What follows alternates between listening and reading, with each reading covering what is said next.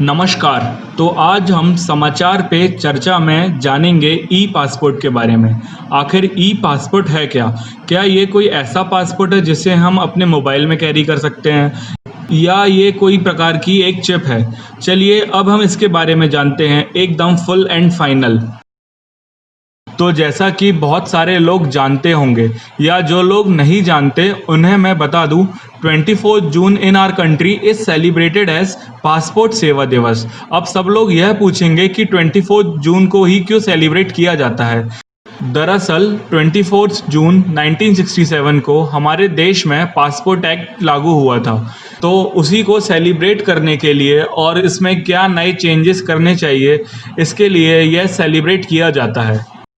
तो जैसा कि हम सभी जानते हैं, कोरोना वायरस या कोविड-19 के कारण कोई भी यहाँ से वहाँ नहीं जा सकता या कोई एक बड़ी मीटिंग नहीं हो सकती। तो 24 जून को एक्सटर्नल अफेयर्स ऑफ इंडिया ने एक वर्चुअल मीटिंग की और इस मीटिंग को लीड किया हमारे यहाँ के फॉरेन सेक्रेटरी डॉक्टर एस जे शंकर ने। तो 24 जून को डॉक्टर एस जे शंकर ने कहा, Indian passport set to become stronger, government working on chip enabled e passport says external affairs ministry.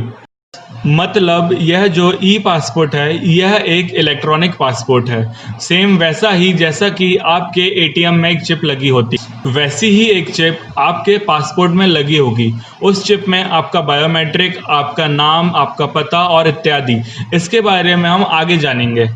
और जैसा कि हम सभी जानते हैं, अभी कुछ समय पहले हमारे माननीय प्रधानमंत्री श्री नरेंद्र मोदी जी ने कहा है कि आत्मनिर्भर भारत, तो आत्मनिर्भर भारत का पालन करते हुए ही इसका जो सॉफ्टवेयर है वो बनाया जाएगा आईआईटी कानपुर और नेशनल इंफॉर्मेटिक्स सेंटर की मदद से।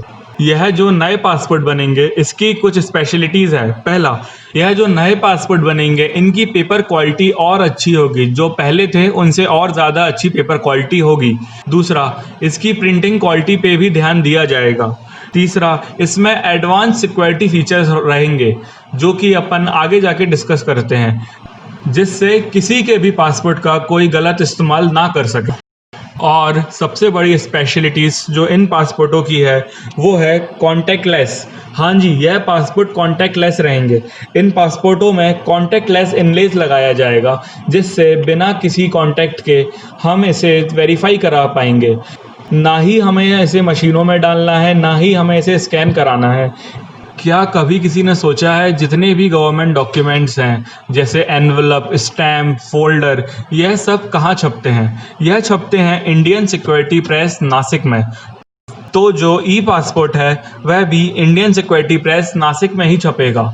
चलिए अब जानते हैं इस पासपोर्ट की कुछ और स्पेशलिटीज़ पर। पहला, यह जो पासपोर्ट है वह आगे और पीछे दोनों तरफ से और थिक रहेगा, क्योंकि जो ई चिप है वो पीछे लगाई जाएगी। दूसरा, जो ई चिप है वो एक सिलिकॉन चिप है और उसकी मेमोरी कैपेसिटी 64 किलोबाइट है। और उन 64 किलोबाइट में इसमें आपकी फ़ोटो, फिंगरप्रिंट, बायोमेट्रिक और डिजिटल सिग्नेचर स्टोर रहेगा। साथ ही साथ इसमें आपकी लास्ट की 30 विजिट्स रहेंगी, यानी आप लास्ट की कौन कौन सी 30 कंट्रीज़ में ट्रैवल किए या आपने कहाँ कहाँ पे ट्रैवल किया, यह सब उसमें होगा। चलिए अब हम इसकी सिक्योरिटी के बारे में जानते हैं।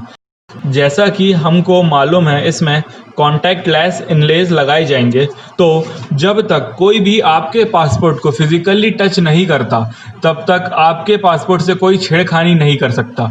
और अगर किसी ने आपके पासपोर्ट से छेड़खानी की या कुछ फ्रॉड किया या कुछ फॉल्ट दिया तो वह फॉल्ट मशीन में कैप्चर हो जाएगा और सामने वाला पकड़ा जाएगा। यह जो पासपोर्ट है इसका सुझाव 2017 में दिया गया था और इस पासपोर्ट का ट्रायल रन सक्सेसफुल हो चुका है, वो भी यूनाइटेड स्टेट्स की एक लेबोरेटरी में। और सबसे पहले यह पासपोर्ट डिप्लोमेट्स और गवर्नमेंट ऑफिशियल्स को दिया जाएगा। अभी तक हमने पासपोर्ट के बारे में जाना, तो अब जाते जाते हम जानते हैं हेनले पासपोर्ट इंडेक्स। आखिर ये हेनले पासपोर्ट इंडेक्स क्या है?